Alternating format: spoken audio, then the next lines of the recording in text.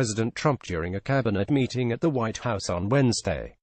Mr. Trump said in a brief telephone call on Wednesday that the special counsel investigation had not come near him personally. Doug Milster, New York Times. President Trump projected an air of calm on Wednesday after charges against his former campaign chief and a foreign policy aide roiled Washington, insisting to the New York Times that he was not angry at anybody and that investigations into his campaign's links to Russia had not come near him personally. "I'm not under investigation, as you know," Mr. Trump said in a brief telephone call late Wednesday afternoon. Pointing to the indictment of his former campaign chief, Paul Manafort, the president said, "And even if you look at that, there's not even a mention of Trump in there. It has nothing to do with us," Mr. Trump said. He also pushed back against a report published Monday night by the Washington Post, which the president said described him as angry at everybody. "I'm actually not angry at anybody," Mr. Trump told the Times. The phone call seemed intended to dispel the impression of a president and a White House under siege. The indictment of Mr. Manafort and his longtime deputy, Rick Gates, on Monday came as little surprise to Mr. Trump and his team, and they were relieved that the charges were not directly related to last year's campaign.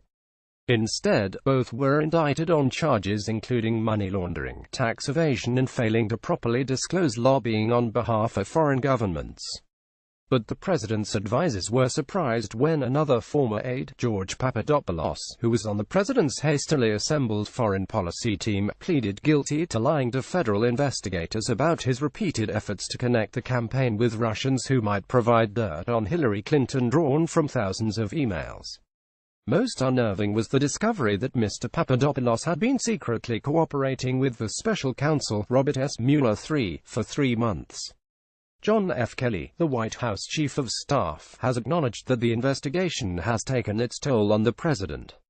"It is very distracting to the president, as it would be to any citizen, to be investigated for something, while at the same time trying to carry the weight of what being President of the United States means on his shoulder," Mr. Kelly told Fox News this week.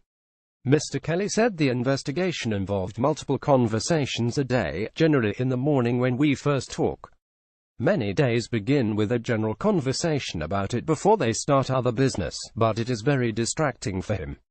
Still, 3 advisers, who spoke on the condition of anonymity to discuss internal dynamics, said reports of a shell-shocked team had been overstated, although some conceded that word that Sam Clovis, an early aide on Mr. Trump's team, had been interviewed by Mr. Mueller's team had caught some advisers off guard.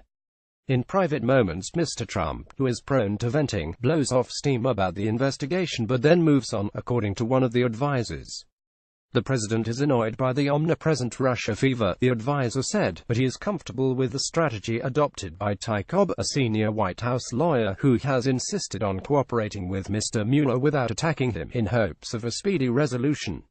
"There is no talk of firing the special counsel," the advisor said. More than Mr. Mueller, the advisor added, the president remains most frustrated with the same person who has drawn his ire for months, Attorney General Jeff Sessions.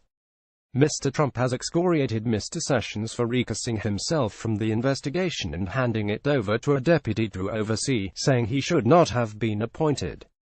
In the interview, Mr. Trump added that he was buoyed by fresh polling he said he had seen from swing states, supplied to him by the Republican National Committee chairwoman, Ronna Romney McDaniel. Earlier on Wednesday, "I just got fantastic poll numbers," the president said, listing what he saw as his biggest accomplishments, including a focus on deregulation and low unemployment rates.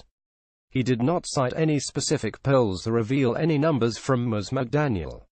An NBC Wall Street Journal poll released on Sunday put Mr. Trump's approval rating at 38%, the lowest from the survey since February, when he was a month into his presidency.